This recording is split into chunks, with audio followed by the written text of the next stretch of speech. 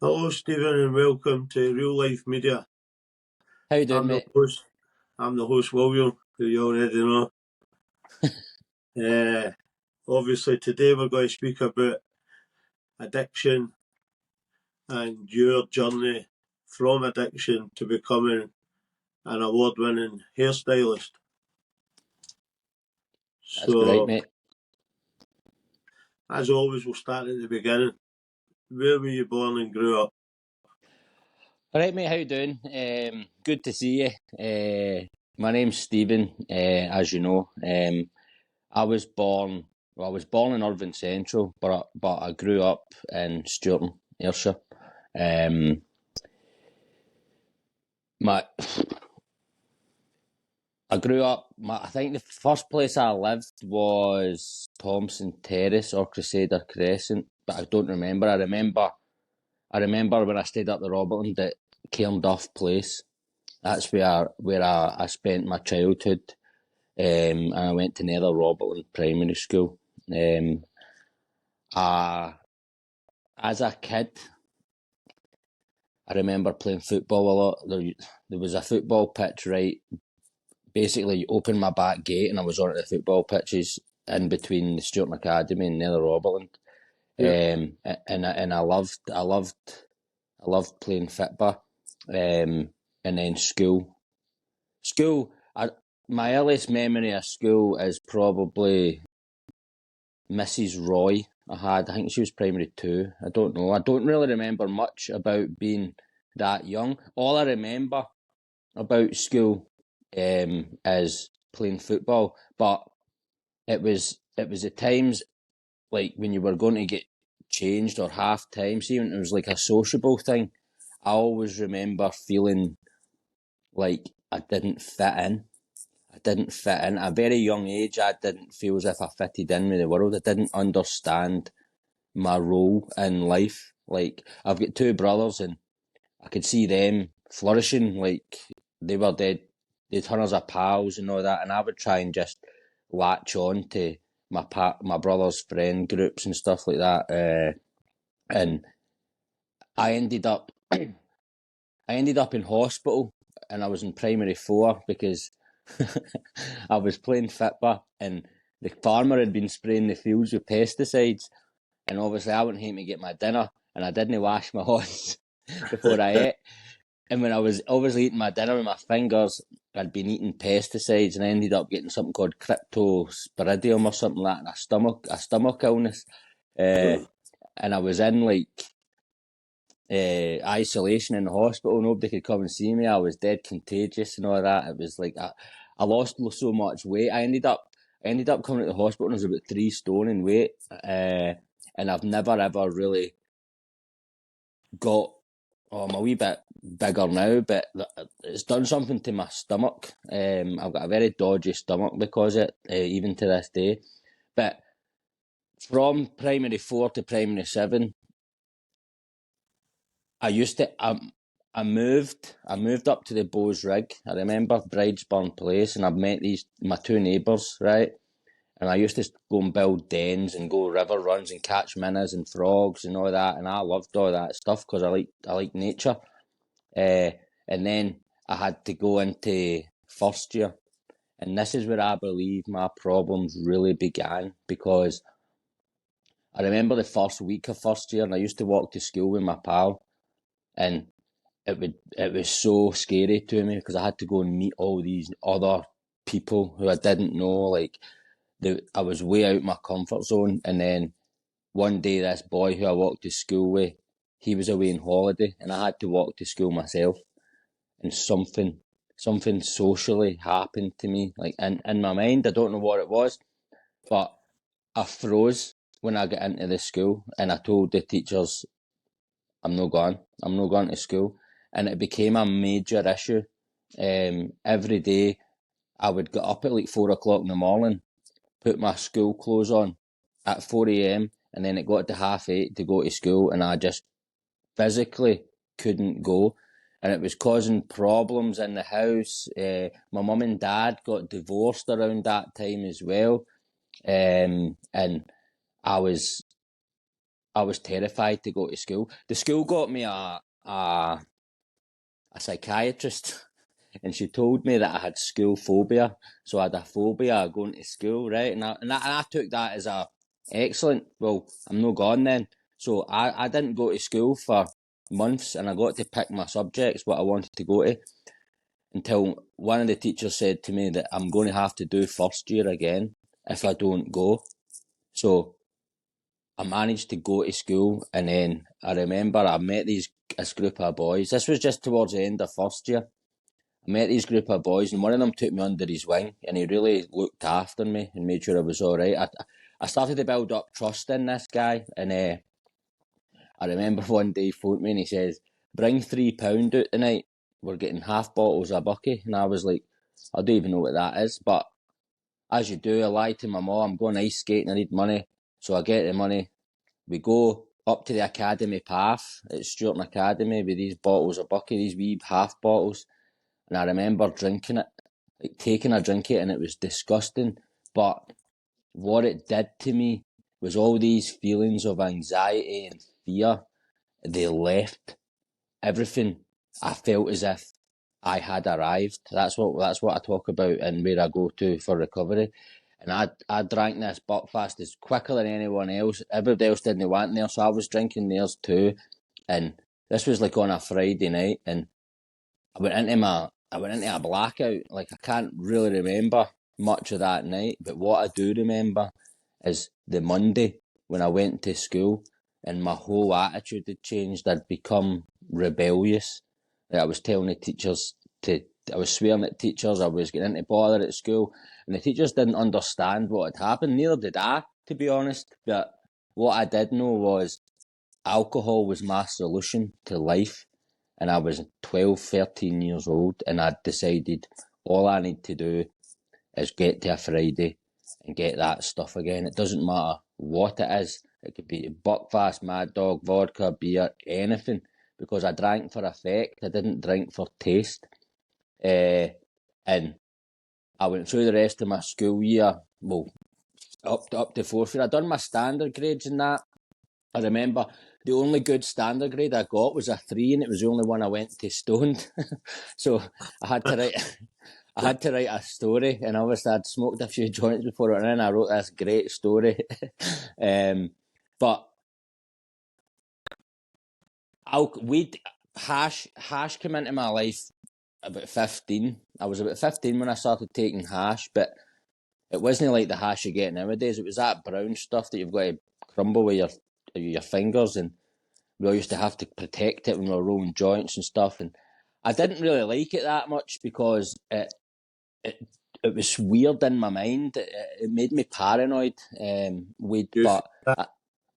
you feel that compounded the anxiety you had? I feel It takes you back to like the anxiety going to school. I feel as if weed hash impacted my anxiety, but alcohol took it away. Alcohol took away my anxiety. Don't get me wrong, as I went on in life with smoking, I realised that once you just keep smoking, the anxiety goes away, and then it become like a tool to me. Because when I stopped drinking, I smoked weed. I went on to weed, which became an addiction to me. But as a child, the way I looked at it was, see if if I had £20 and folk are like, let's go and buy hash for £20, I'd be like, no, let's go and spend £20 on drink, because drink's better. Like, I felt alcohol was fun to me. I loved alcohol. Like, I loved it. Like, alcohol was my first love. I remember, like, I used to look at a bottle of Buckfast on the shelf, and it was as if I was looking at a beautiful woman, because I just loved it. I fell in love with alcohol at a very young age, and what it gave me, what I thought alcohol done for me was the person I was when I was sober. I didn't like him because he was terrified of the world. Alcohol took that away, and I felt as if, like, I like this guy better. This guy that alcohol turns me into. But what I didn't understand was, once I start drinking, I can't stop. Right? Yeah. I can't stop. I go on benders. I'm getting up to my eyeballs in debt, just going to house parties, taking loads of drugs, and I don't even have a job to pay for all this stuff. But I wouldn't care. It would all just be about that moment in time, and then when it came to the time to deal with it, the the fear that I would be in. Luckily for me, I had a brother who bailed me out a lot when I was younger, or else I'd have got myself into a lot of bother. But once I'd So, left, so taking you back to the anxiety of going to school, and then you found alcohol, that kind of took your anxiety away, made you yep, want. Did you always crave to just be one of the boys? I just want to I, fit in. I want to be one of the boys, yep. comfortable within yourself. I just wanted to be part of. I wanted to feel as if everybody liked me. I was a people pleaser. I would have done anything to make people laugh, right? So I, when I was sober, I had fear. I thought people were out to get me. But when I drank alcohol, for me to make these people like me, I'm going to do stupid things like for them to like me.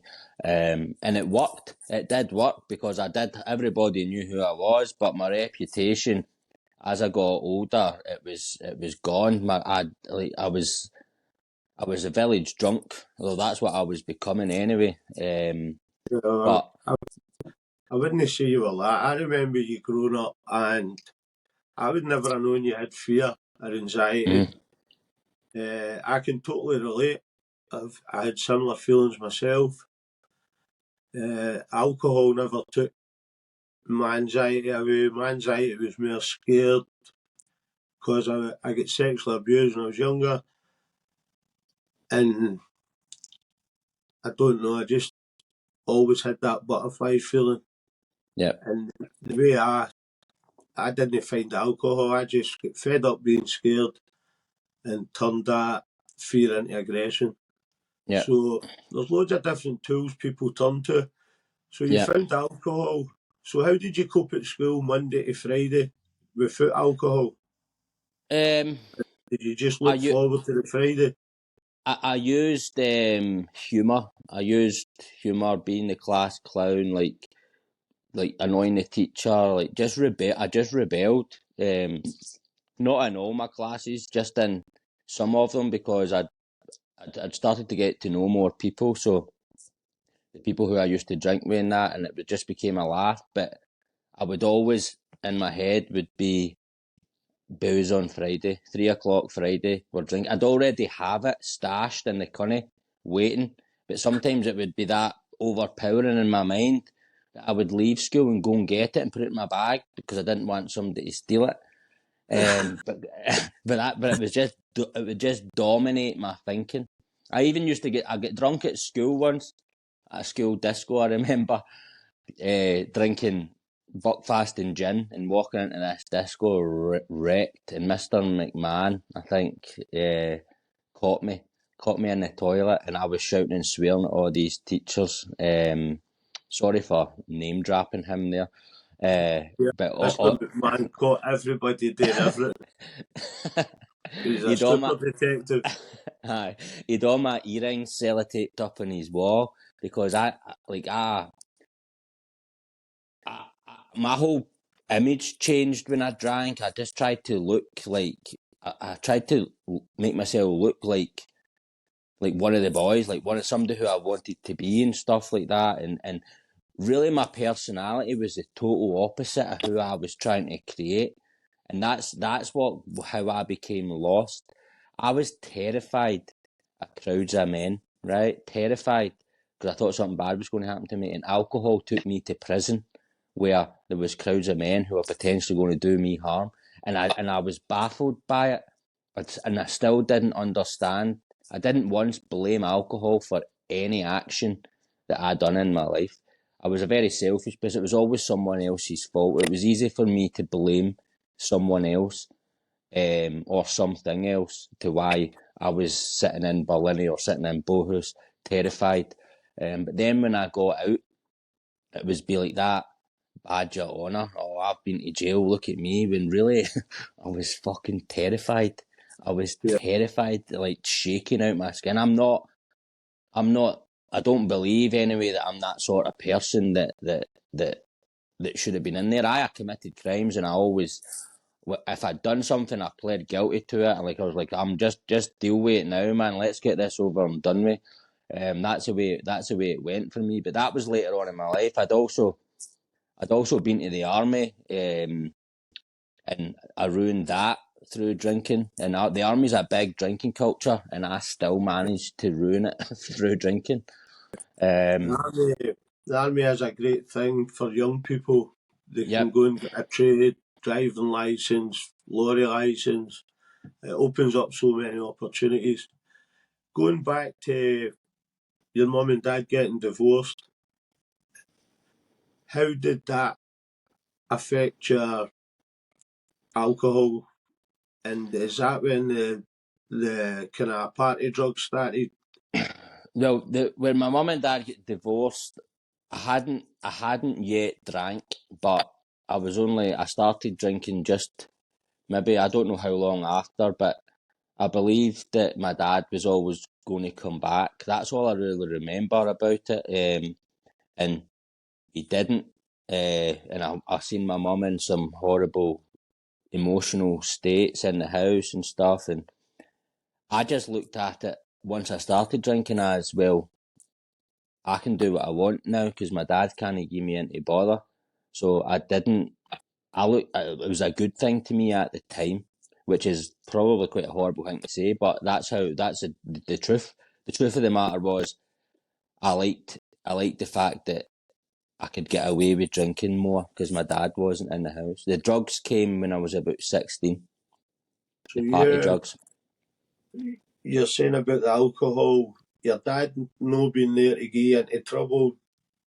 Did you ever think of the impact you were having on your mum when she was going through such a traumatic time, obviously? Nah, I didn't once think about anyone else's feelings. Like, all I cared about was when am I going to get a drink? When's the next time I'm going to get a drink? Or who's going to get me a drink because I've got no money? How can I get it? And I became manipulative. I was a master of manipulation. I taught myself manipulation at a young age and carried that right through into adulthood until I looked at myself and I realised that what I was doing was wrong, and I had to face up to the fact that that's the sort of person I was. And a lot of apologies were made to people, and my mum and dad, like I've made amends to them. I didn't know what I was doing was wrong at the time. The way I looked at it was every Friday night was like Christmas Eve to me, It's because your Friday night, that's Stephen's night.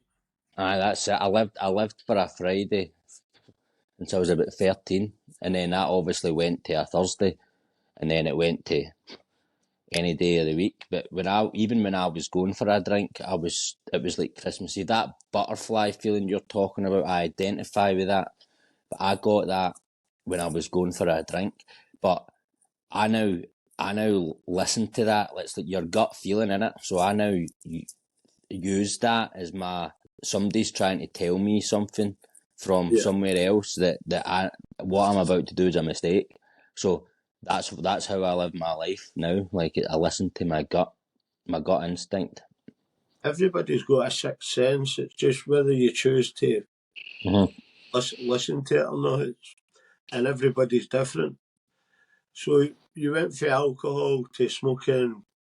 It would have been 9 bars. Aye, The aye, resin, aye, aye, which wasn't very strong compared to what kids are aye, smoking nowadays. I mean, the aye, THC contents are way up in the 22%. aye. Maybe the resin was maybe 8%, Yep, 9%.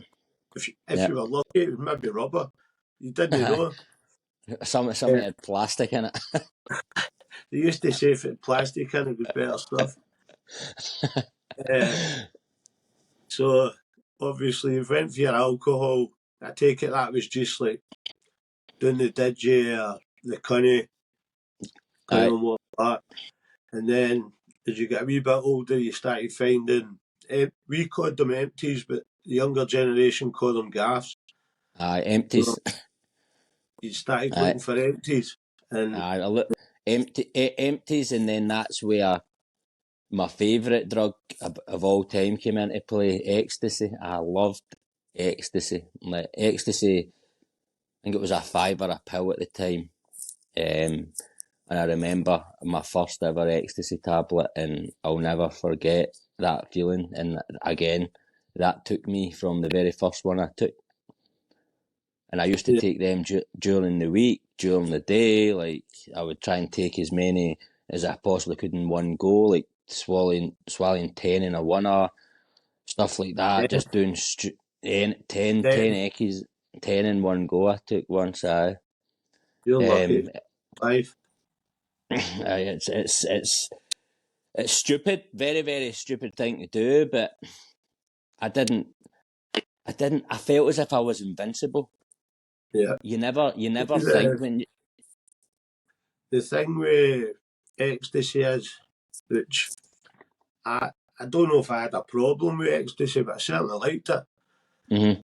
But when you take something that makes you feel so good and love the world, and when that feeling goes away, your emotions really, that wakens your emotions up to Aye, where you start feeling worse than you've ever felt before because you yep. felt so good and now you feel so worse.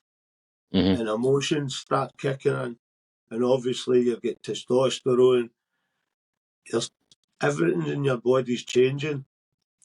And I done it, you done it. And we're putting all these different chemicals into our body, no realising the impact it's going to have on you years down the road, the mental Yep. health impacts. Yep. And that's what the young people need to know is it might be a good laugh and fun, but 10 years down the road, when it start affecting your mental health, it's not a good I laugh, it's no fun. I And drug.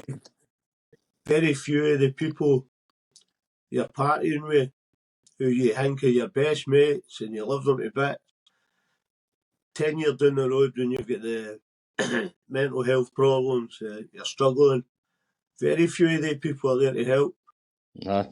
Exactly. So they're not Exactly. really your best mates.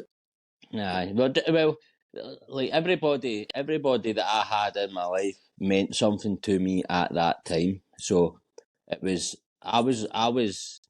I could have probably been a bad influence in people, but I didn't believe I was at the time. Because I created, like, I'm a good person in my head. Like I'm a good guy. I'm fine. Everything's fine. But I had all these negative character defects like manipulation and stuff like that, selfishness, all that stuff. But drug induced psychosis, what we're talking about there, that's a real thing to any young people that are listening to this, because I've experienced drug induced psychosis through cocaine, which is the drug of choice for everyone now. Like ecstasy seems to have died a bit, and cocaine's come in, and cocaine's cocaine's the worst thing that I've ever took. Like when I was addicted to cocaine, I was genuinely seeing things in my house. I could see someone walking around in my house, and I was walking about my house with a big knife, trying to get this shadow. And what I thought was the right thing to do at the time was to then take another line, and it See, just warps you. I'm quite lucky in the fact cocaine was just becoming popular when I went to prison. Hmm. So I kind of missed it. It was there and available, but not to the extent when I come out of prison. Hmm. Nobody was taking ecstasy, everybody was taking cocaine. Hmm. And the thing I've never understood with cocaine is you wouldn't get into a pub and buy a pint and say to your mate, here, you want a drink? You go and buy the most expensive drug, and the first thing you do is say to your mate, you want some? You want a line? Aye. The Aye. most expensive thing, and you get half it away. And then you take it and people say, how do you feel? I feel all right. If I'm spending 50 quid, 100 quid on something, I don't want to feel all right. I want, I want to feel better, all right. It's the Definitely. craziest drug when you analyse it. Definitely. I definitely agree with that, mate. Definitely, that's a fair point. It's just got a way of gripping you, though. It was taking that snorting stuff. See that first line, and you feel it. That's what I was addicted to. I liked snorting things. I ended up snorting Valium, ecstasy, vodka, anything. Right, I was snorting it. Pepper. Aye, I've done that before, but it was just to have that sensation of it going up my nose. But I didn't know I was addicted to cocaine until one day I couldn't get any, and I was actually ripping the hair out of my head. It was horrendous. But cocaine's a psychological addiction, so you give yourself 2 weeks off it, then you don't have to get weaned off it like heroin's methadone or alcohol's hospitalisation and stuff like that. Cocaine, you just take that time off it, and then obviously it messes with your brain, but you've got to then deal with that. I just don't. It is a very pointless drug. I ended up smoking it. I smoked crack, but I didn't. I didn't enjoy it because I would have rather snorted the gram than smoked it. Yeah.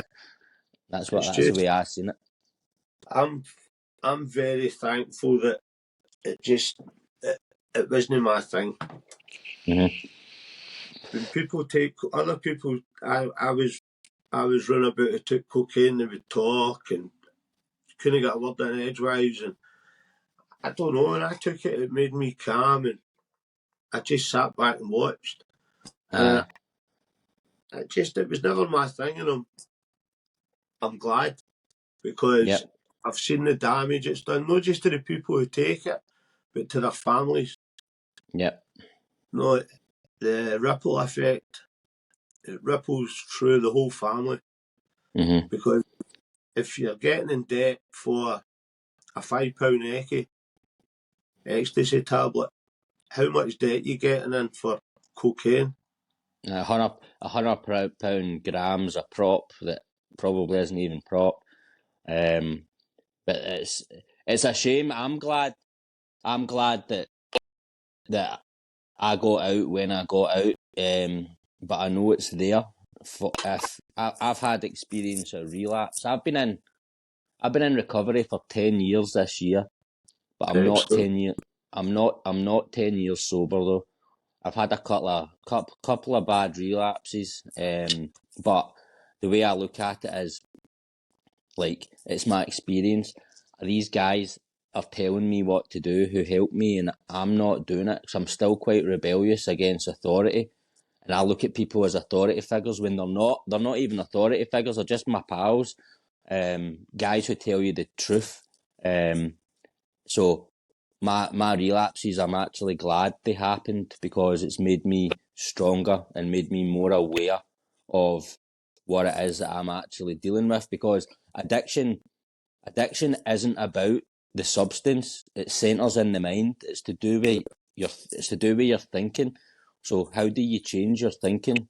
That's the journey that you go on, and over time, as we were talking about earlier on, everybody matures at different times in their life. Like, guys tend to mature later on than women, but some guys don't even get the chance to mature because they're stuck in that squirrel cage of addiction.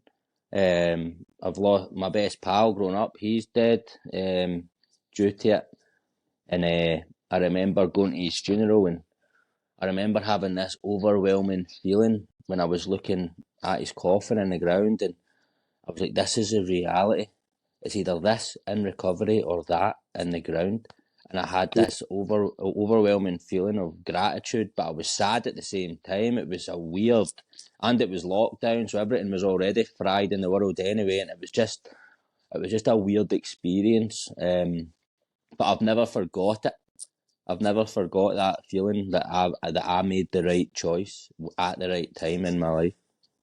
And Because most excuse me, just to go back a wee bit there, see the friends who are in your life who tell you the things you don't want to hear, they are the real friends. Definitely. I've always believed myself, I would rather be hurt by the truth than pacified by a lie. Yep. So, Definitely. although you rebel and you don't like hearing it, they are the people who have got your best interests at heart. Oh, definitely. I definitely agree. That's why I go back to. I'm in a 12-step fellowship, so I know to go back there. I still go twice a week just now, but I go up in Glasgow because it's more. The guys, I just feel as if it's more real up there. Don't get me wrong, there's some good meetings down here in Ayrshire, but the guys up in Glasgow are proper, like they've had similar stories to mine, like prison and homelessness and stuff like that. These guys know the dance with us, and I trust them. The only thing is, I don't trust myself sometimes, Yeah, but I know what relapse is like now. I've done it, and it wasn't good. I've got a daughter who needs me. Like, she's 12 now. She's at that age where I was at when I started drinking, yeah. and that's quite scary to me. See the being rebellious towards authority. Mm-hmm. That's natural because the world we live in today, you can pick up the phone and get any drug delivered to your door quicker than you can get a pizza Mm-hmm. for takeaway delivered to your door. So what is authority doing to stop this? They're not, No, nothing. they could stop it if they really wanted to, but it doesn't. You very rarely hear, and especially in Ayrshire, you very rarely hear people's doors getting crashed in, drugs getting found, people getting stopped in the motor, drugs getting found. In Ayrshire, it's very, very rare. When, like I say, you can pick up the phone, get anything you want delivered quicker than you can a pizza. Yep. And that's the world we live in. Yep. And it's more dangerous now with man-made substances. So you don't really even know what you're taking. I don't think I tried it. Like, I don't know if moonshine, like meow meow, whatever it was called, that plant food stuff. I remember when that came on the scene, and that was like ecstasy, like the buzz. It just didn't last as long, but I loved that. But what that did to my mental health was unreal. Like the come down off that was just horrific. But again, it gave me that love drug feeling, like ecstasy. This was still, cocaine was just coming out. Ecstasy was kind of dying off. But whenever I relapse, that's the first thing. That's the first thing I looked for. As soon as I have a drink, it's like, where can we get eckies from? But they're all different now. They're stronger now. Like, I remember I took two and went to a Halloween hardstyle event, and I double dropped these eckies, and I can't, still to this day, can't remember what I did. But there's pictures of me, and I honestly, like, I don't know what I did that whole night. And that's a dangerous thing about drink and drugs. A functioning blackout, you are capable of doing anything. The prison is full of people who have been drinking and they're now in jail and they can't remember why, and they've got to do a sentence because they've blacked out, which means your brain's sleeping but your body's not. So you're just Yeah, cutting about doing whatever you want. So if you're violent, if you're prone to violence, you could potentially do something violent to someone. I wasn't prone to violence, and I'm lucky and I'm glad I wasn't, because I suffered from blackouts quite a lot, and I would usually be found, or I'd wake up in my house and a good Samaritan had found me and took me home and put me into my bed. But I'd still like piss the bed and stuff like that, like all that horrible. yeah, That started to come into my life when I was about 23. All that proper, like, alcoholic stuff, let's say. As soon as I got out of prison, when I was 22, I spent the whole year in prison, in and out prison, just small sentences and remands. And they But don't. Prison small sentences don't work. They're yeah, a waste of time. They're a waste of taxpayers' money. You even doing a long prison sentence. I get sentenced to 8 years in prison, and prison didn't rehabilitate me. I had enough time to sit and think and rehabilitate myself. yeah, Where with short prison sentences, you're in and out. You've not got time to rehabilitate yourself. yeah. There should be something different. If Oh, I you think they're doing. obviously you break the law, you need to get punished. But there's Mm-hmm, no point sending somebody to prison for 6 weeks because yeah, they're not going to learn anything in 6 weeks. mm-hmm. They're I going to agree. meet. They're going to meet people for different areas, which just means when they get out, they're going to go hang about with different people and create problems in a different place. Yeah, yeah. I think nowadays, I don't know if this is true or no, but I think they're trying to keep people under 25 out of prison, like unless they've done something mega serious. Yeah, But there's more probation and community service and stuff like that. But I don't know how much it works. I don't know what Sturton's like now, but I know Kilmarnock, all the young team and all that, they're all these wee guys running about with knives and I mean the age is like 12, 13 years old, and that's the first thing they're picking up. Like, because they've got yeah, these free bus passes, you can all go everywhere, all over Ayrshire. When we were yeah. growing up, it wasn't like that. We stuck to Sturton, and that was it. Like, Stuart it and was, Kilmarnock are match. uh, that was it. But these people are coming for, like, you can go. I think you can go to Inverness and all that just for Aye, free on the bus.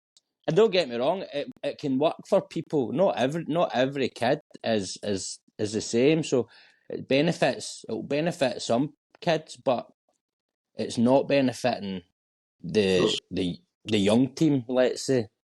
there's always a minority, but we've grew up and changed and matured. But we've got to remember we were that minority as well at one Ah, time. definitely.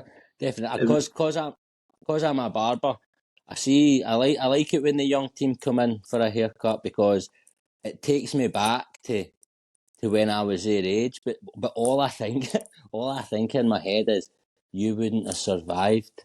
You wouldn't have survived even back in my day, which I think we were the last generation of the early 90s, early noughties was all that. It was still mad, and then it started to change. But some of these wee guys wouldn't survive, like back in Sturton and all the house parties and stuff that we used to nah, go to. But I like them. Like I get they're on a life journey, and if they want to speak to me about anything, I'll speak to them and I'll tell them stuff what it was like for me. I'm very open about it, and they're shocked when I tell them some stuff. no. But When we stayed up in the flats, I don't think it had been done before, but we took over a whole block of flats. I, And we never even done it on purpose, it just happened. I, It just happened, it wasn't planned. But I remember you used to try and come up and party with us, and we used to chase you because you were too I, young. I, But I do remember a party one night, you were drinking vodka through your eye. I was sitting on the couch watching you thinking, wow, I, wow, there's a glass there. It's no use. We were we were crazy, but you kind of took it to another. Although we took care of the flats and we done our I, own thing within the flats, I think the police were just happy. We were on the one place and they didn't have to worry about us. I, But you kind of took it a bit crazier than us. Yous. I think it tends to happen, doesn't it? Because the young team that was coming up behind us, they tended to take it a bit harder than we did.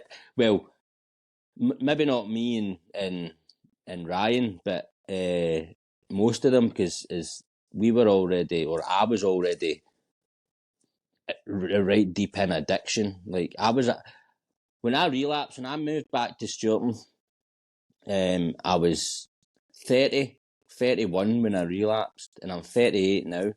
And I remember drinking and going down the Cunny and looking for the young team.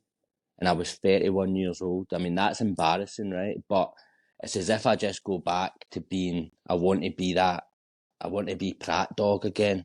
That was that was the favourite time in my life. All that you were talking about the flats and all that, they were the best times in my life because I wasn't suffering like bad mentally. It was just I liked drinking and I loved it then. I wasn't getting bad hangovers and stuff like that the way it developed into.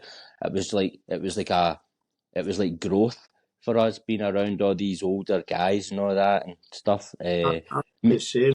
That was a bit. I think for 2000 to 2003, my idea was my dad always drummed into us. He's a getting a trade. Then do what he's like because you can always fall back to your trade. So my mindset was, I'm going to do my 4-year apprenticeship, and then people in university have a year off once they're finished. So when I've finished my apprenticeship, I'm going to have a year off. But that year turned into 3 year, and it was just 3 year off madness. Things I can't talk about, as you know. But we all had great laughs. We all done silly things. And you look back and it is some of the best memories of your life and some of the best times. But as you get older, you wish you never done it because it did take a toll on your mental health. Yep. It's a very good way of looking at it there because if you take yourself back to being that person back in 2000 and 2003, I remember thinking like the last thing on my mind was this is going to fuck me up when I'm older. Like it was like live fast, die young attitude. It was not a care in the world, but that's not happened, and I did have to suffer mental health and everything else that drugs promise you is going to happen. That's one promise drugs will give you. You'll suffer for this when you're older. You'll either be in prison, insane, or dead, and or you recover, and that's a hard journey as well. There is a stigma with men speaking out about their mental health. Definitely. When I was young, I acted tough and everything, and see all that macho nonsense. I don't believe in it any longer. I've laid in my bed and cried like a baby for some of the things I've done. I've laid in my bed when my best friend died, same as your best friend, for a year and cried like a baby. I've lived with remorse for people I've hurt. And the nights you can't sleep, you think about it, the bad things you've done. Luckily, you were never violent. Mm-hmm. In my case,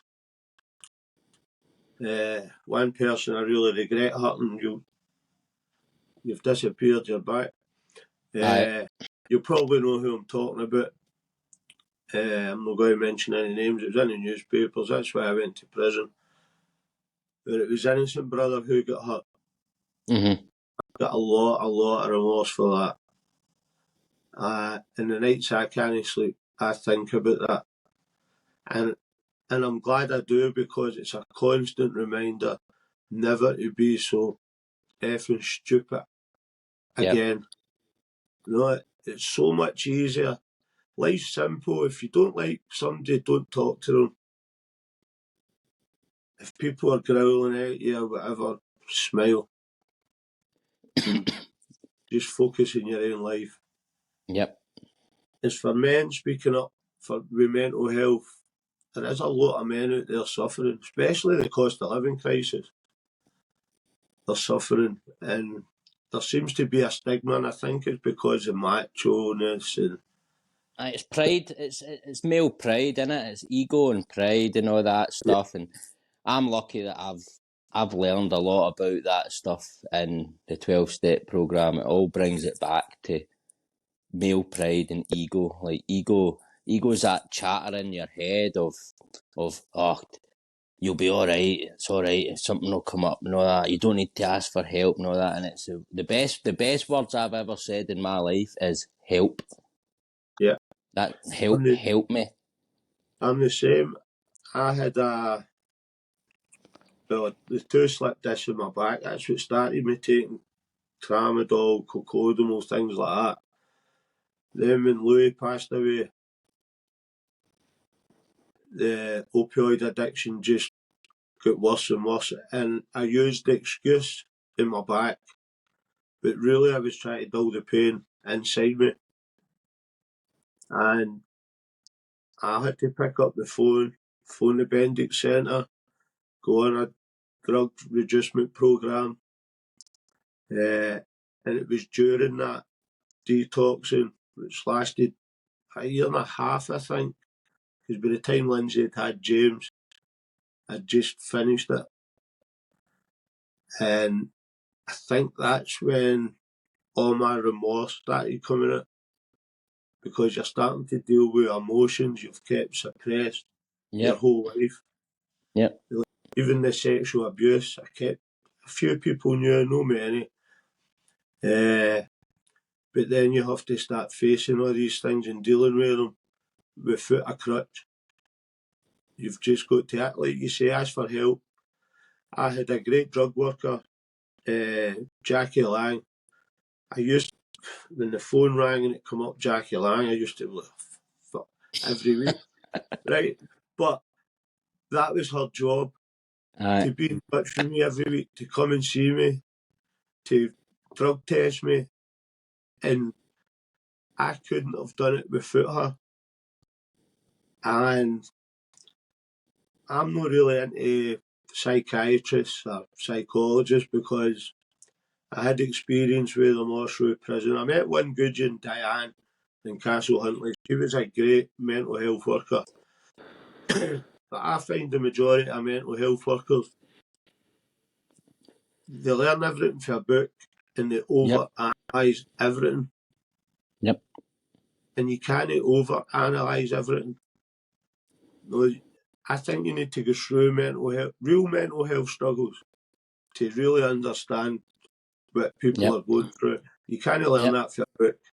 No, definitely, mate. And I believe exactly the same thing. Like what I struggle with is alcoholism. It's called, and I used to think that was a made up word that my mum used to say to me, but it was in my family. Like my gran was an alcoholic, but when I went to a doctor's and I was talking about this and they were saying all this, try to give me antidepressants and all that, I ended up getting a CPN, and she said to me, "So Stephen, why do you take cocaine?" And I said, "Because it helps me do the housework quicker." And she said, maybe I should get some." And I was like, "What? Like, I've waited 18 months to see you, and this is like becoming a joke." I was like, "When was the last time you had a line of cocaine for your breakfast?" You didn't. So the only people that can help are people who have been through the same shit and came out the other end. That's my experience with it.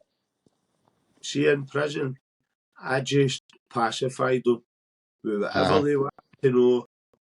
I just told them it just to pacify them, because they read too much into every situation, and they will help some people, but I think the majority, the longer they're in the job, they go a bit nuts themselves, because they even analyse their whole fucking life, probably.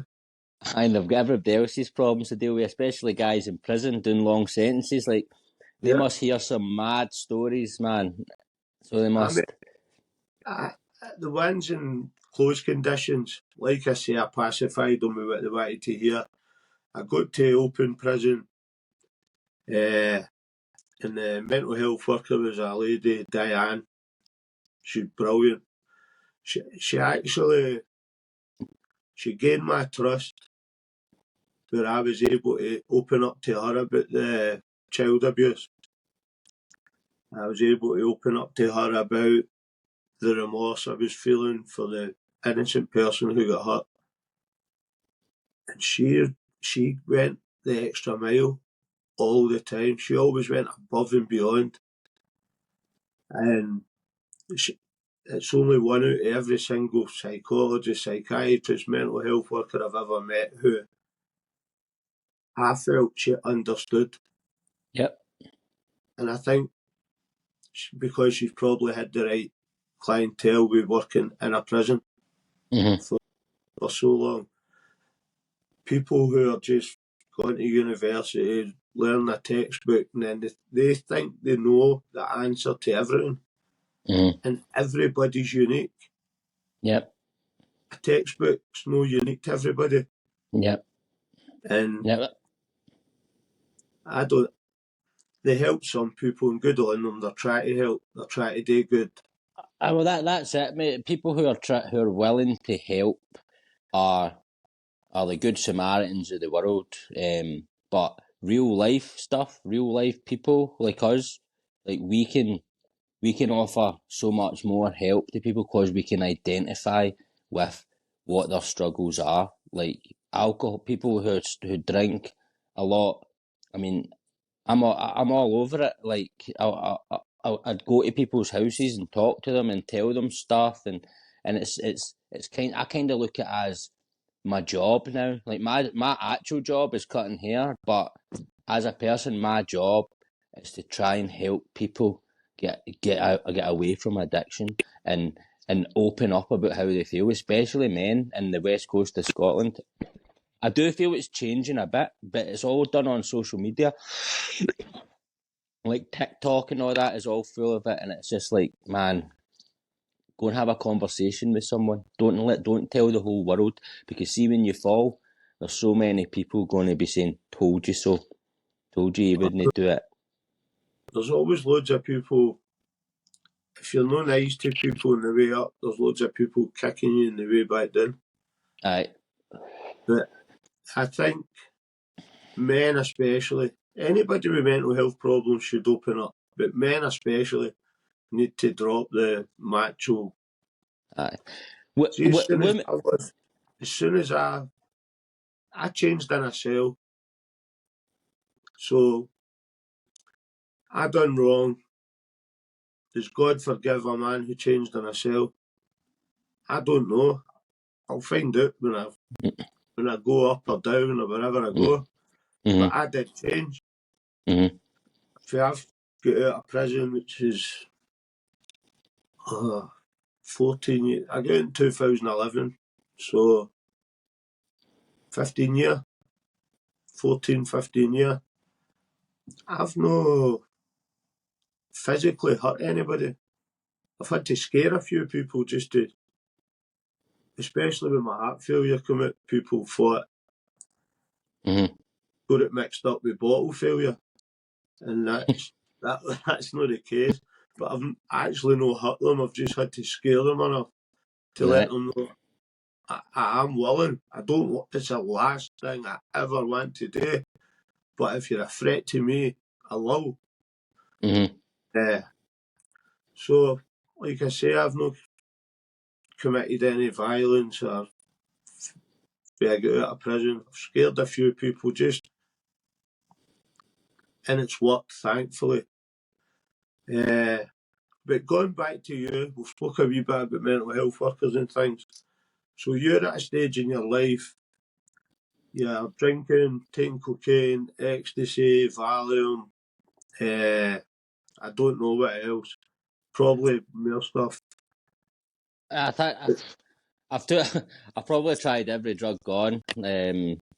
Acid, magic mushrooms. Like the final boss to me was heroin. And I was lucky that I only took it for one night. But as I said, that was when I relapsed. I'd already been sober for nearly 3 years.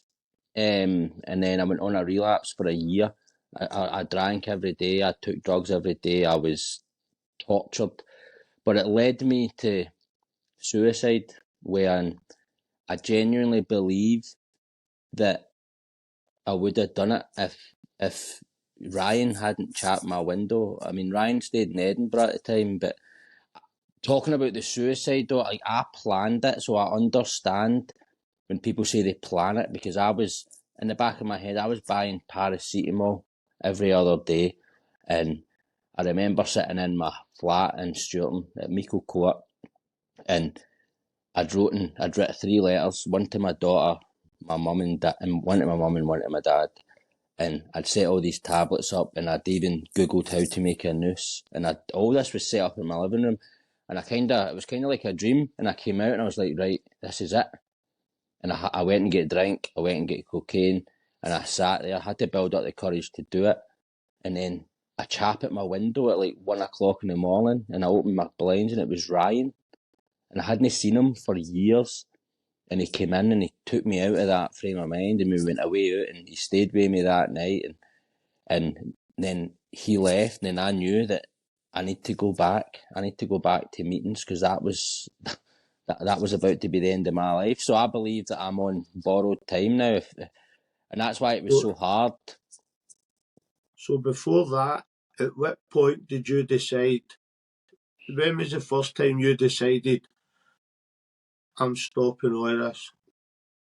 When I was 28, in the same flat in Sturton, I'd sold a £600 stereo for a tenner, and I'd went and got a bottle of bucket, and I think I had a gram of cocaine.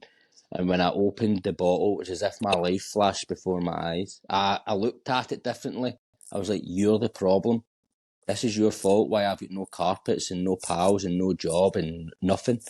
And the next day, I went to my first ever meeting, and the guys were talking about what was going on in their head. And that's when I knew that I need to go on this journey now. And that's when it started. And I thought it was all going to be hunky-dory and rainbows and all that the whole time. But I was wrong. But that's when the real problems start, isn't it? When I put the drink down, my life gets worse. But that's what I've realised, that alcohol was just a symptom to what I was suffering from. And obviously, with lots of drug abuse and alcohol abuse, and you create more mental health stuff, you've got to go through it, and you've got to trust in people around you. Like, they are actually genuinely, they've got your back, man. These guys know what they're talking about. Like, I don't have any resentment or anything to anyone that's been in my life, because they were in my life at one point for a reason, and I genuinely believe I could probably help some people now who are, if they're still stuck in that. So the door's always open to speaking to people. But as you were saying earlier, it's like you have to focus on your own life, man. I've got a 12-year-old daughter who needs me more than anyone else needs me in the world. So as long as I'm good, then she's good. I think as soon as you realise you've done wrong, you feel true remorse. You're man enough to admit your mistakes, talk about your mistakes. When you lose all that and you lose your ego, life becomes simpler. You've got it's called humility. You humble yourself to to life, and that's the magic word. And for everyone, humility. Like, humility is the opposite of ego. So it's just. The only way I would ever return to being violent, and I pray, and I always pray. I'm not religious. I don't know if we go to God. I think there's something after this life. I don't know if it's God or whatever his name will be, or you will be judged for things you've done. And if you show true remorse and you're truly remorseful, the only way I would ever go back to being violent is if somebody's a threat to me, obviously you're going to defend yourself. And if anybody done anything to my dad, my sister, or Lindsay, or James, that's it, because that's my life. Mm-hmm. Out with that. I don't care what anybody does or says or wants to do. I had to let all that go and focus on healing me. Mm-hmm. Going through, like you say, it's tough, but you've got to go through the tough stuff to get to a place where you feel comfortable within yourself and you feel comfortable in life. Definitely, mate. But my battery's only at 10%, so it is. Aye. Well, you got Can I? Will you still hear me if I take these out and I can put my charger in? I don't know, try it.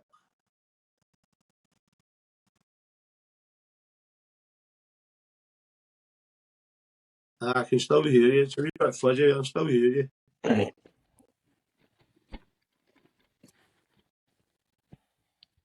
I'll get some charge in it and then we'll go back to... Aye, not a problem. So, out with mental health, did your addiction leave you with any physical problems, like liver, kidneys? No, I was lucky. I did go and get a check on my liver, and they said it was a bit damaged, but it would repair itself if I stopped. I was young. I was 20. I think I was 28 then when that happened, so I was still kind of young. And obviously, what the most damage it done to me was on my brain. Like that was the biggest part of the biggest damage that I feel happened to me was all mentally. Yeah. I think anybody who's been on that journey, anybody who's been on similar journeys, we've all been through the same. And if you don't go through that, you're just bound to repeat everything you've done previously. Yeah. Well, that's the thing.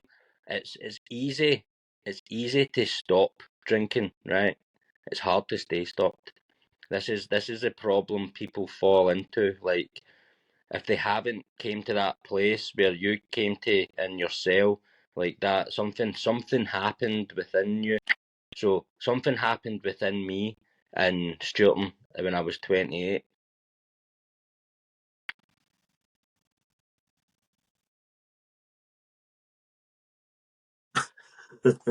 Right. Right. If if people don't come to that place, they can stop drinking, but they won't do anything about how they think.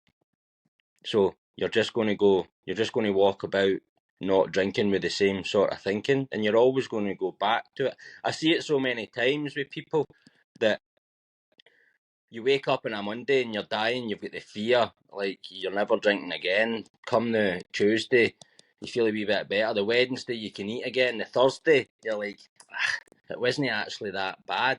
And then the Friday, boom, you believe the lie in your head that tells you you'll be all right this time. And that was my life. Since I started, I was always going to be all right this time. It didn't matter, like who done me in or how much money I owed somebody. Once it got dealt with, like I was always going to be all right. So I'll just not do that again, and then I would be doing the exact same thing again, like but worse. Your own biggest enemy. My biggest enemy in the world's my own mind. That's how I look at it. I think that's true for everybody. Mm-hmm. I think you can be successful in life.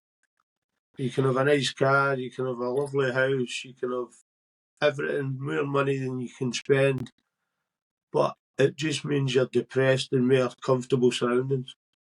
Yeah. You've got mental health problems in more comfortable surroundings. Yeah. Material things don't matter to me. Material things are nice, don't get me wrong. Like, you earn money and you can buy nice things, but it's not going to fix the problem. Like, it might No. give you a quick fix for 5 minutes. Like, I just filled a skip 2 weeks ago. For the past 2 years of me buying clays and trainers, I had like 40 pairs of trainers, right? And I was looking at all these shoes, like, why do I need all them? Right? And I put all this stuff in bags and I started greeting.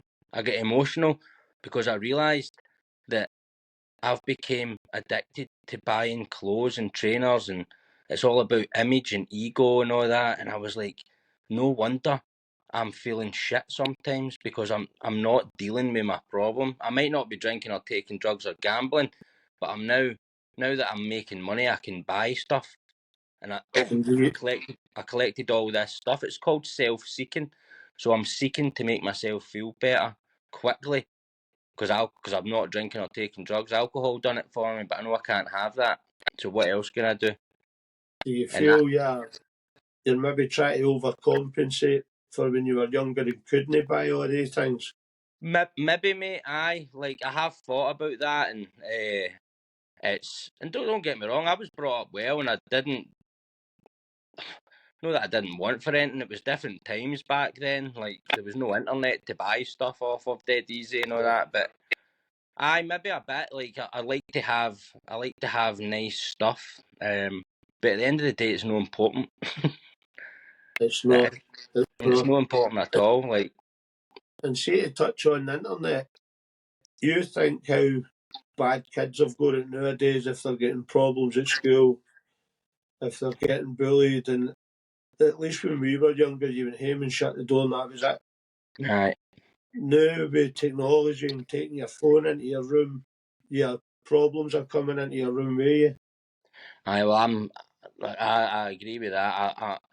I check my daughter's phone every Monday morning because she's here every weekend before she goes to school. Because I take her phone off her at night because she tends to sit up on it to 3 o'clock in the morning. So I take it Uh, off her and I check it. And there's never anything on it, but she has had a couple of occasions where she's had people saying stuff to her, but it's no people she knows. This is the scary thing about the internet because anybody can say anything to you. and that puts me into anger. Like I just go from being dead calm to I'm raging, and I'd probably become violent. That's probably the only thing that would make me violent if somebody was to bring harm to my daughter. But I'm sure that we've all got that. We're all dads, so like that's a protective thing in it. yeah, But I also teach her to be her own person. Like I want her to be comfortable in her own skin because I never was, and I'm always asking her. Like, because she's into music, she plays the drums, plays the guitar, she's turning into a wee bit of a goth, to be honest. But it doesn't bother me because it's she's who she happy. is. Right, as long as she's happy, I'll get her whatever she needs to be a goth. Black nail polish, you want that sound? That's it. You just want to make your kids happy. It's a parental instinct, Right. mate. And so moving on. So you had your first moment of clarity, Yep. and then you said you had a couple of relapses. Mhm. How did you find your time going to prison? I hated it. The Every fear. time, every It was a fear. Oh, I got lots of chances. They kept. I was out in bail 3 times, and then I get lifted again for something that I said to a shopkeeper in Sturton, and the police waited to the Friday to get me, so I had to do a weekender and all that. And I knew then that this was it. This is. I'm not getting bail for this, and I didn't. I got remanded for 3 weeks. And I was terrified. I was terrified going to Bowhouse and sitting. Not even that. I was sitting in that wee bus on the way up. That's when you really, really think that you've got time to think about what you're doing then. yeah, But you've good days and bad days in there. You know what it's like. It's as long as I try and keep myself to myself, I'm fine. Like I just don't look anyone in the eye. Like just hopefully nobody starts because I can't fight, so I don't want to become a victim and all that stuff. But it was all because I used to watch a lot of prison movies. I had it built up in my head that I was going to San Quentin or something in yeah. America. I didn't know what to expect, and then There's a lot. There's a lot of people in prison who can't fight, but they'll cut your throat in 2 seconds. see, but I This, wouldn't even have done that. my experience of prison, first getting in, obviously I was in there long enough to settle and just have to accept the fact this was my new home for how many number of years. And you meet people and you get your own wee guys you go on with, you play poker, chess, whatever, you go to your work, you just got to accept it. But first getting in, my experience was you're going into a completely alien environment. Everything's metal and concrete. And although you're surrounded by hundreds of people, it's a lonely place. Yeah. And I was fortunate enough to meet some good enough guys. One of them was for Postal Mackey. He was the first man who ever admitted to me he cried. And that opened something up in my mind. And I cried in prison a couple of times. But I had a lot of time to think about what I'd done and feel remorse. Short term, what's it like just getting in and out, your 6 weeks, your 3 weeks, whatever? Well, it was just a bit of a break, and it's a bit of a break of the partying. The mental health side of things, no, because it got worse because my mental health was always bad when I wasn't drinking. So I just had to deal with fear. I had a lot of fear. Scenarios building up in my head of what's going to happen to me, blah blah blah, and believing this stuff's going to happen to me. But then when you get out, it was the relief of getting out. But I obviously done it wrong. I was straight out, no even home, and straight out for a carrot. And everybody's happy to see you. They've only no seen you for 3 weeks. And then I done a 6 week remand in Berlin. When I get told I was going there, it was even more terrifying because I had longer in that wee bus. And then when I went up there, one of the guys, well, like you get done quick in there, like processed quick. It was done dead fast. And then one of the guys told me, look, I had no eyebrows, right? No hair, no eyebrows, because I got shaved at a house party. So I look like a psycho. And one of the boys told me, Sorry for laughing. no, but I'm actually I'm glad I looked like that at the time. But one of the boys told me, look, tell the doctor you take heroin, right? He'll not even drug test you, right? So I told the doctor I take heroin every day, and he didn't drug test me, and he says, right, you'll get Valium and diffs, right, while you're here. So I was getting, I can't even take one Valium without falling about. I think they were giving me 5 or something. And in Berlin, you've got to walk round that in between the yellow lines to go and get your dinner and all that, man. I was just bouncing out and falling out the cell and walking straight across to the dinner hall and all that. Obviously, I stopped doing that once I get told that I can't do that, but I believe the Valium really, really helped my fear, my anxiety. I didn't know Valium done that to you, but the diffs made me dead itchy. So I just lay, and they wouldn't put me in. I got a single cell because I was for Ayrshire, and they wouldn't put an Ayrshire boy in with a Glasgow boy.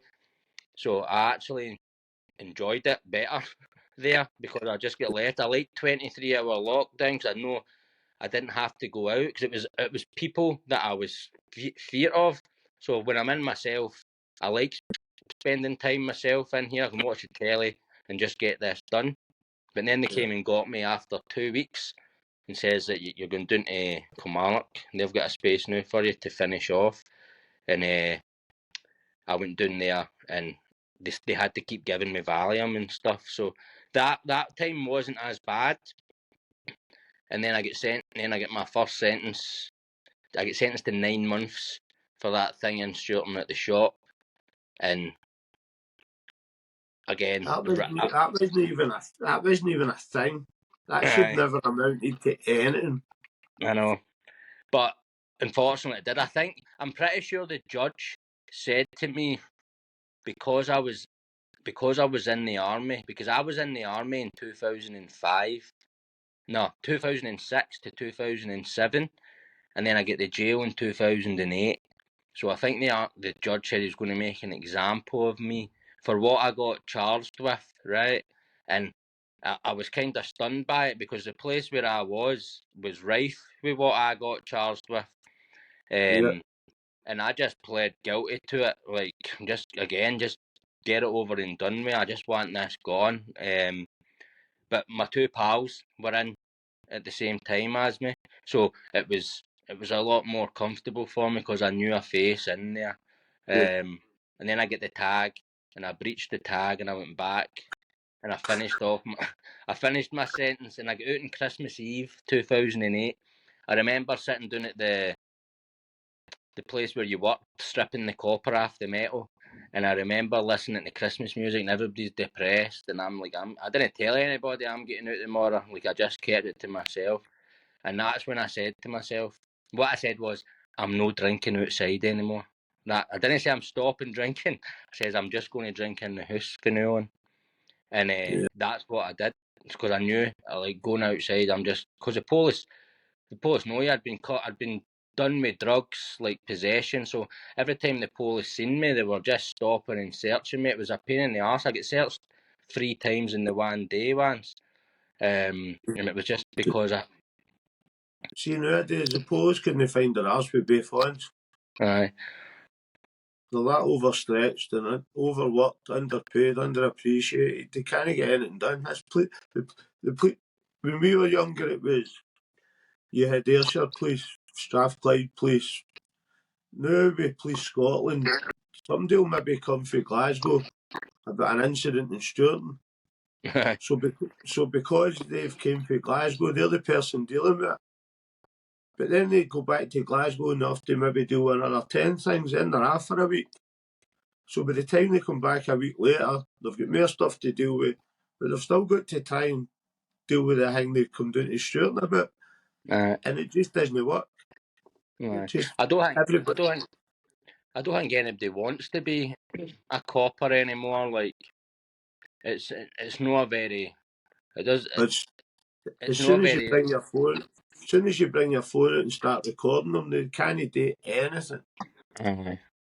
We've got a couple of cops that come in for haircuts, right? And don't get me wrong, the guys are all right. I like asking them questions about stuff because one of them's armed response, and I find that quite interesting. He's armed response in Glasgow, which is like that must keep you busy. But he says he's not even that. It's not that busy. Like, Yeah, he's not had to fire his weapon or that, and it's all crowd control with the fit bar and all that stuff like that. Like, so, but these guys are just normal guys to me. Like, when these guys come in the shop, like, I had a massive problem with authority, especially cops, right? But see, now that I've spoke to a couple of them off duty and they're in getting a haircut, like, they're just normal guys doing a job. That's all they are, man. And my it makes my it. my dad always says to us,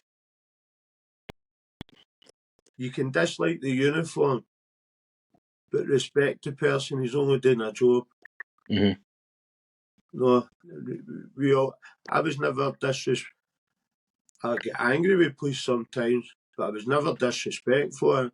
If they were handcuffing me, I'd put my hands behind my back.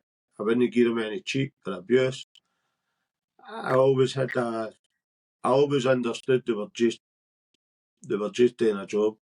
Mm-hmm. But so this is an amazing part of your journey. So going through all of that to then getting clean, how did you become an award-winning hairstylist? Right, okay, so when I got clean and sober,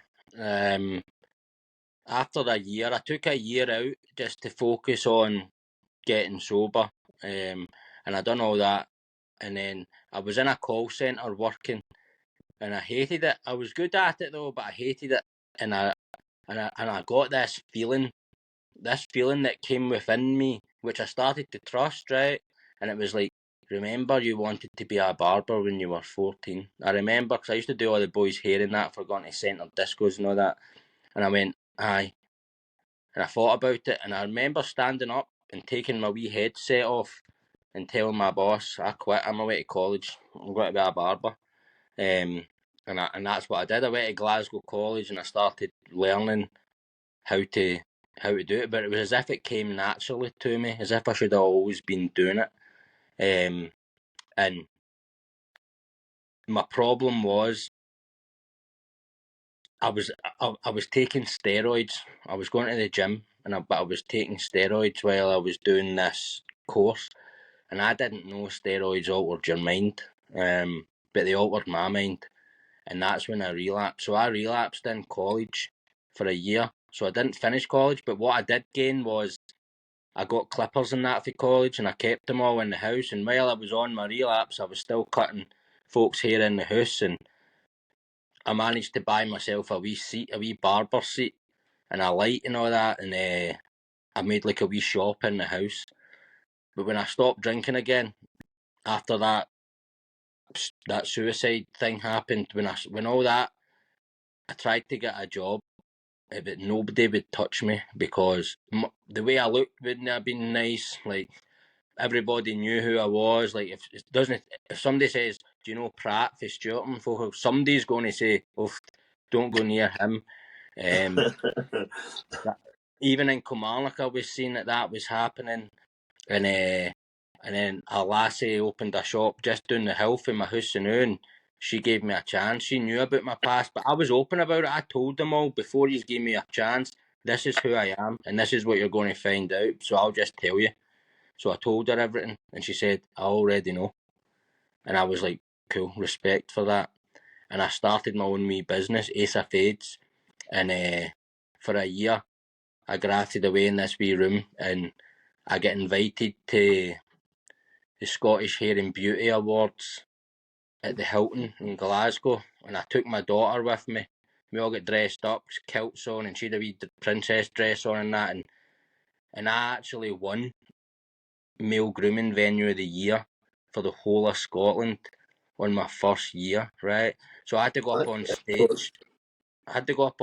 And my daughter was there with me. It was a beautiful moment of fatherhood, the pride in her face, and me standing there thinking, I was like, wow, man, like, look what I've done from where I was to where I am to what I've achieved. And I've just built it from there. I won another award, Most Creative Haircut in Scotland. I won that, and I now work in quite a high-end shop in Kilmarnock with three other barbers, and we're really trying to change the barber game in Kilmarnock, like doing proper Glasgow style haircuts and stuff. But it's just something that I believe that I should have been doing.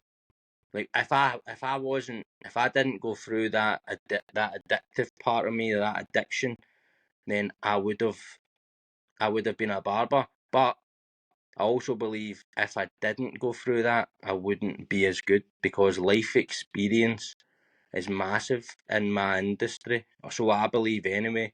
And I've also got an addictive personality. So I've managed to channel my addictive personality into something positive. Like, that's never going to go away, my addictive personality. Whether I like it or not, it's always going to be part of who I am. And I've just got to make sure. I mean, I've drink, drugs, gambling, women, shopping. I've done it all. None of it works for me. None of it. My experience tells me over the past 10 years. What are you doing, Stephen? Why do you keep going back to this stuff? It doesn't work. To try something different. So that's what I do, and I'll continue, hopefully, a day at a time to chase my dream. That's such an inspirational story, from where you were to where you are, and you've done it all by yourself.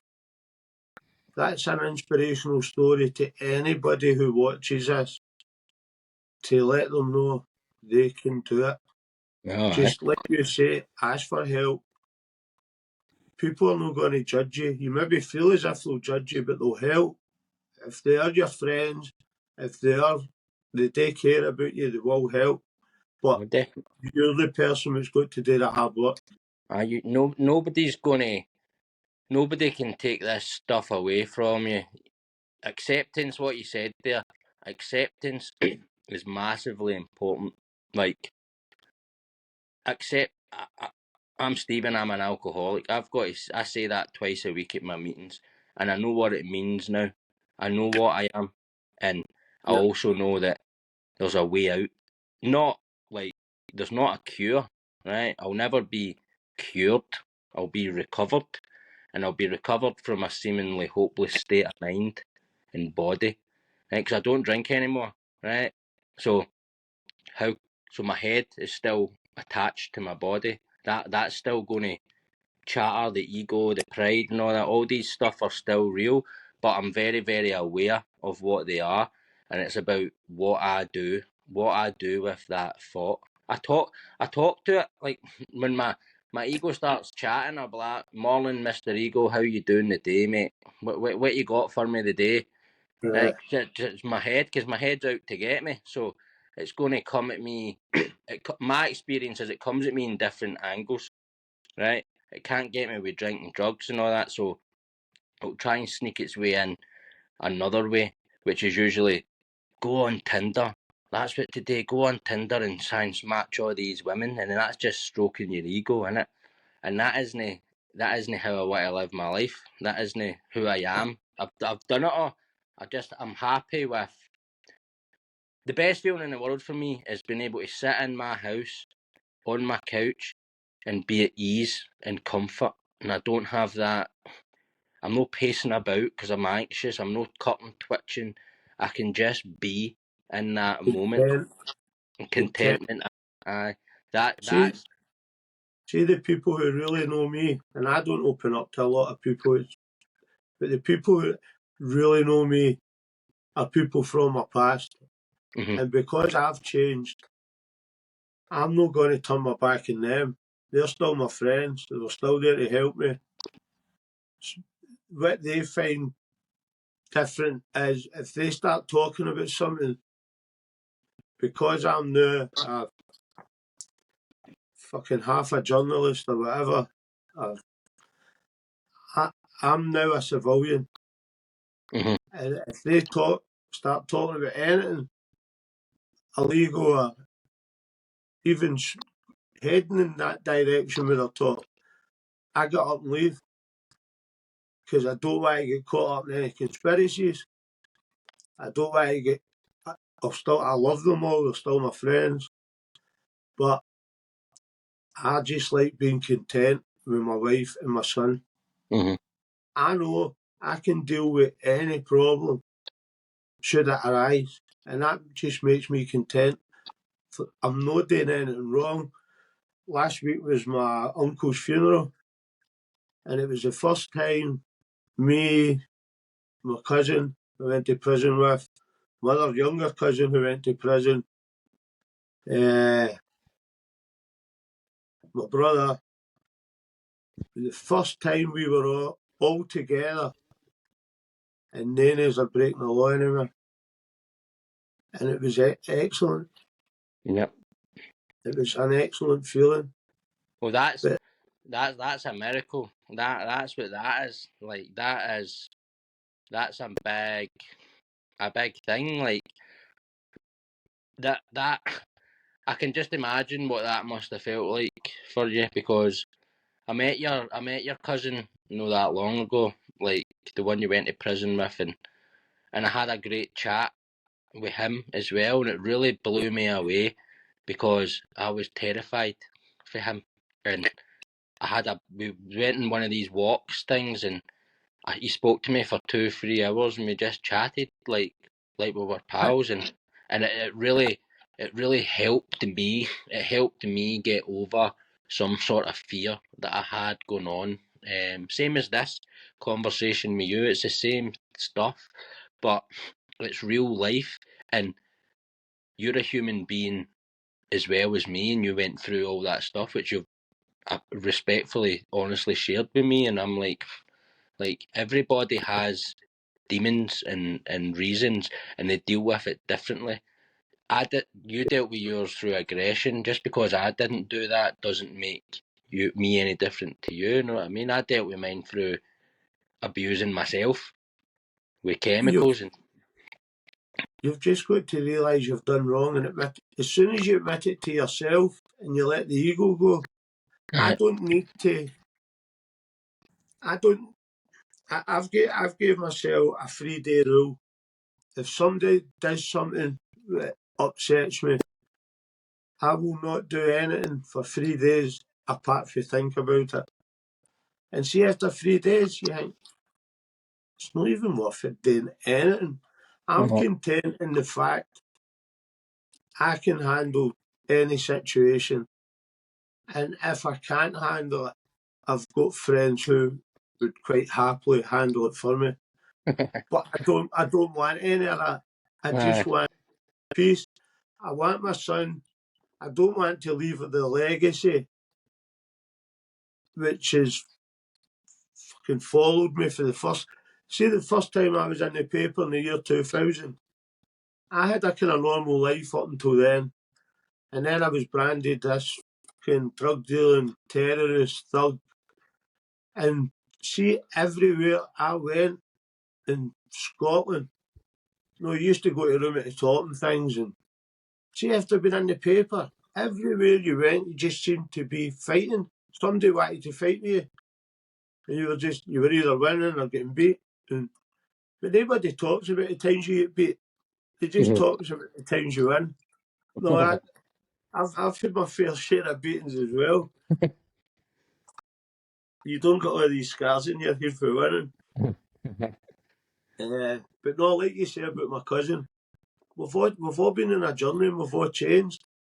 Some people still say we're this, we're that, whatever. That's up to them. Yep. If that's what they think, I can't change it. If my presence being somewhere upsets somebody, I can't change it.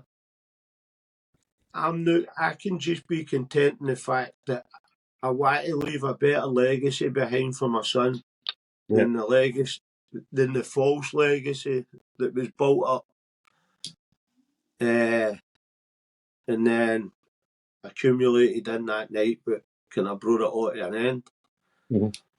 But I just want to leave. Like you say with your daughter up on the stage and how you were so proud. I just want to leave so he knows when he grows up he can watch his videos, whatever, and he'll know.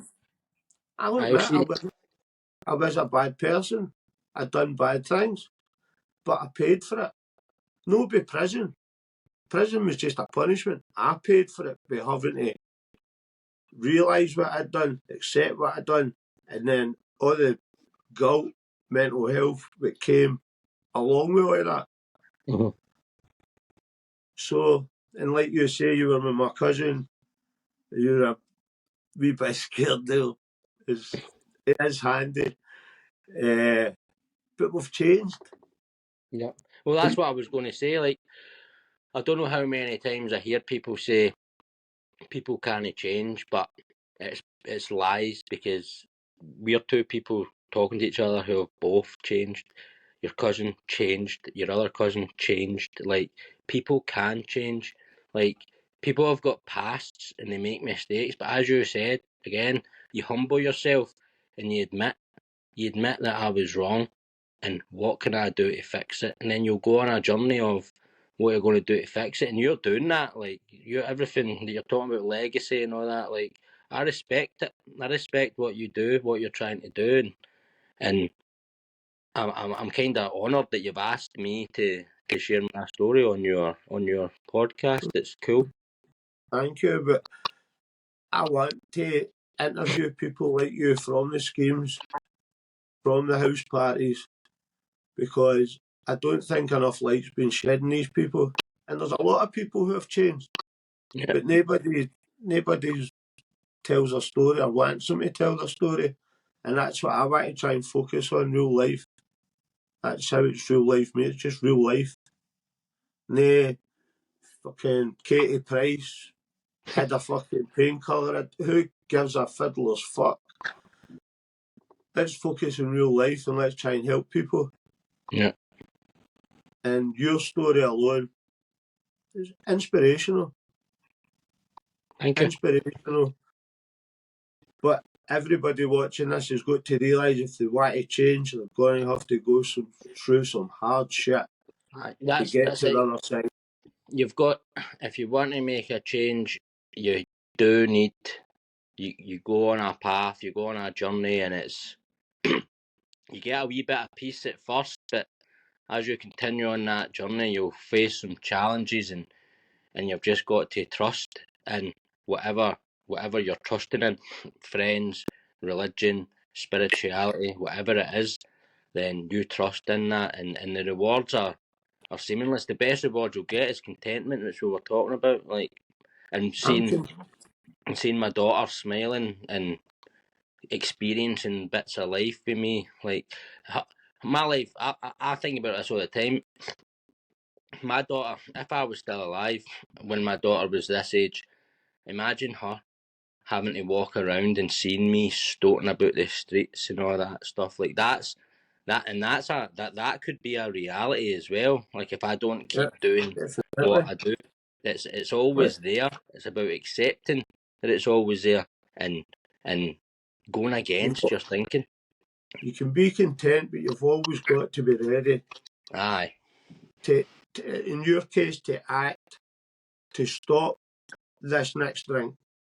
Yep. In my case, I mean, the first time I was in the paper in the year 2000, at that time there was a live contract in my life.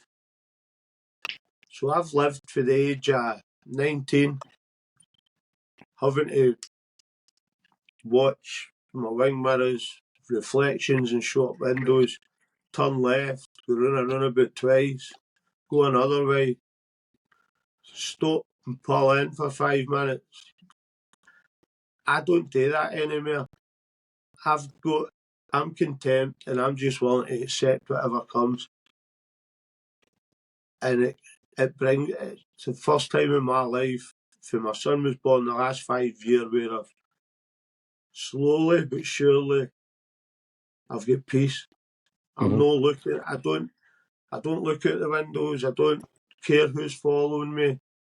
I'll still take some precautions, of course. I can't fully relax. There could always be something for your past will come and bite you in the arse. But I've got cameras and things, and they're no for in case to stop people coming to do things, because a camera can't see through a mask.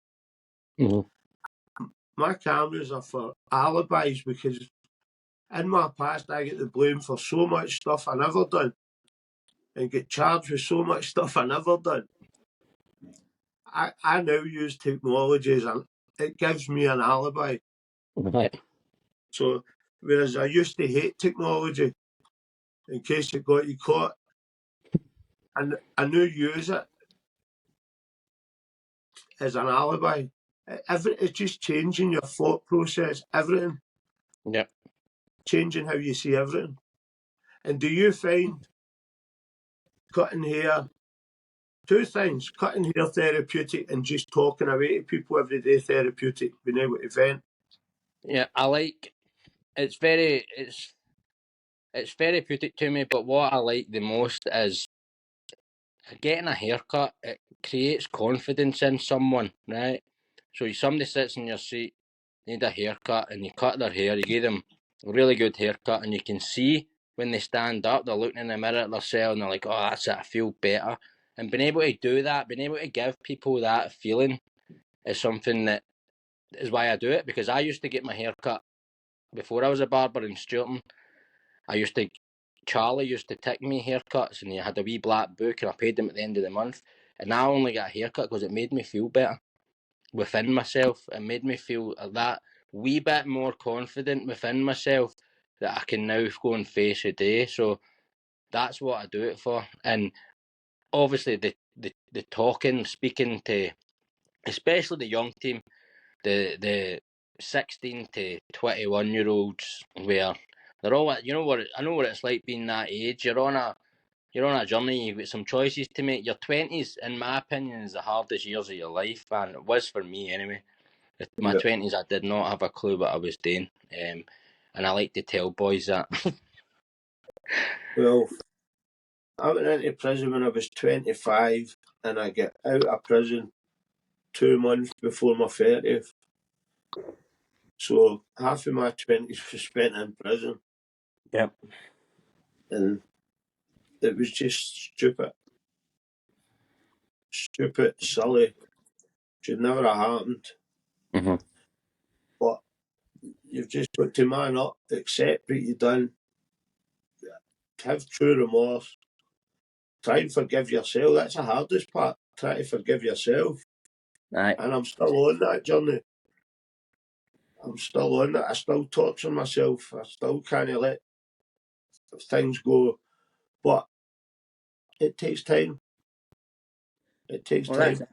that's it, mate. The way I look at it is everything happens for a reason. So if you didn't spend 4 years in that cell, then you might not have got to this realization that you've been speaking about for the past couple of hours. Like something happened to you. I identify with something changing inside of you. You had something that happened to me as well, and I believe the 12-step program is a spiritual journey, right? They use the word God, right, but it's not a religion.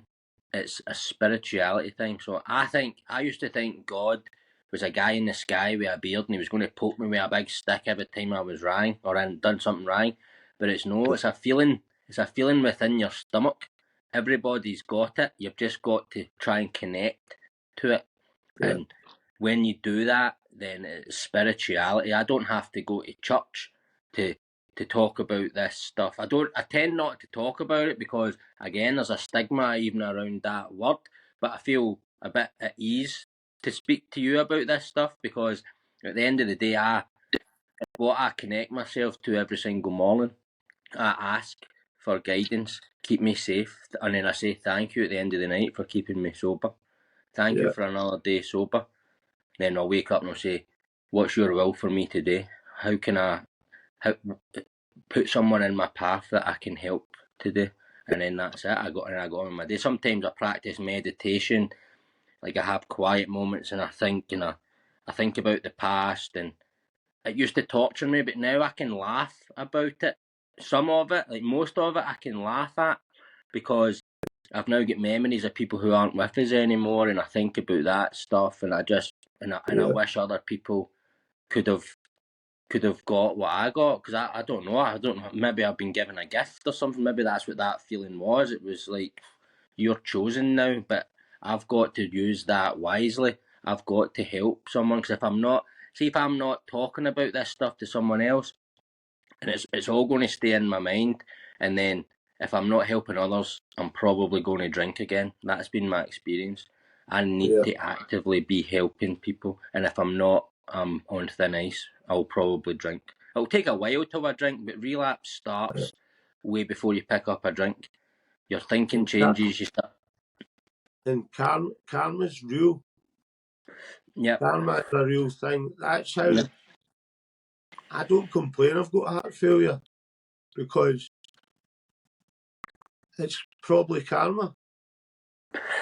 So, and see, when I get told, it didn't really register for the first year. And then when it did register, I was, why me, why me, why me? And one day I was in the hospital for a week and I went out for a cigarette. I was come back in. I got off the lift in the second floor rather than the third floor, no, the first floor. And I walked into the children's ward and I seen all these kids hooked up to machines and I thought to myself, how can I be sad? I've lived a life. They poor Waynes have done nothing wrong to nobody. And they need hearts, they need lungs, they need, you know what I mean? And Aye. that just made me accept it.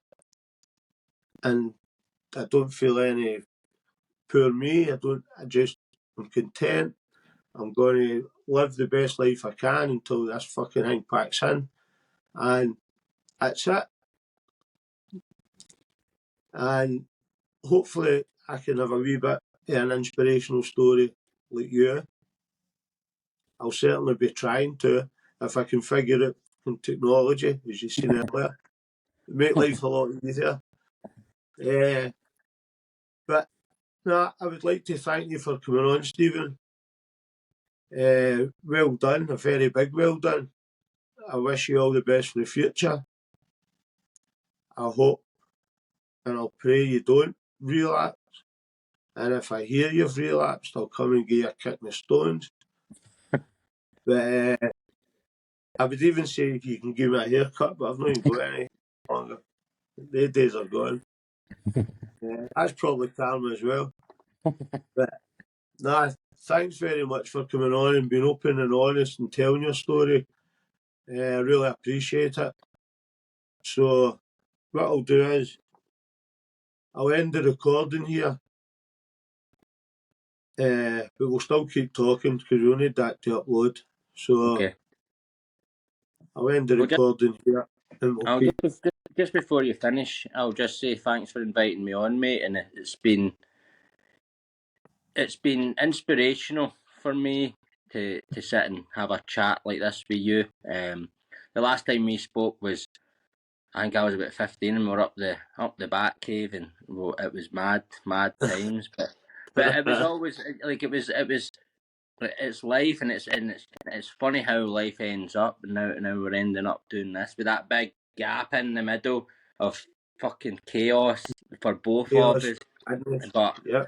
I truly appreciate it, mate, and well done for changing your life around as well. I'm glad that you've come to a place of contentment. I'm glad. So I'm glad as well. Right. So we'll stop the recording here, right? Right, no But we'll worries. keep talking. Fucking what this? Probably need to phone her.